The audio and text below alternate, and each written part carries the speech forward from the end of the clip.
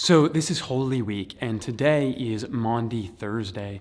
And that's a term you may have heard before, but never understood exactly what Maundy Thursday was or what that meant. And Maundy comes from a Latin word, mandatum, which means commandment. And Maundy Thursday comes from a dinner that Jesus has with his disciples on the night before he's betrayed, where he gives them a new commandment, that you should love each other.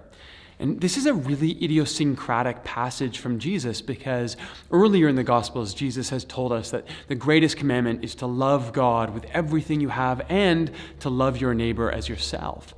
So the question then is, what's so new about this new commandment to love?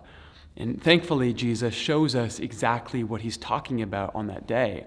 He gets down on his knees and he takes a cloth and he washes his disciples' feet. It's really about this idea of a mutual community where everyone serves each other, where the teacher gets down and washes the feet of his students, where the students have something to offer to the teacher, and where together all of us serve and love each other. It's a community where there is no one elevated above another. This is the new commandment of Jesus.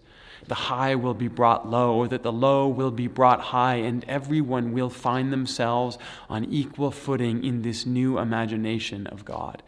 And all of that gets driven home in a new way the very next day, when Jesus will allow himself to be scapegoated by all of those who want to blame Jesus, the way of peace, the way of grace, for everything that's wrong in the world. They think that more power, more strength, more violence is going to win the day, and Jesus says, it's okay. You can enact all of your worst, most violent fantasies out on me, and what I will return to you is love. And that's what we're invited into this weekend.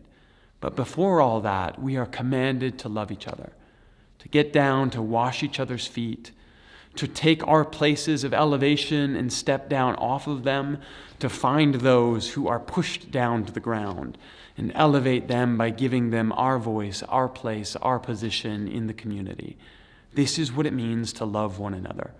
A new way to be together and a new way to find community through each other.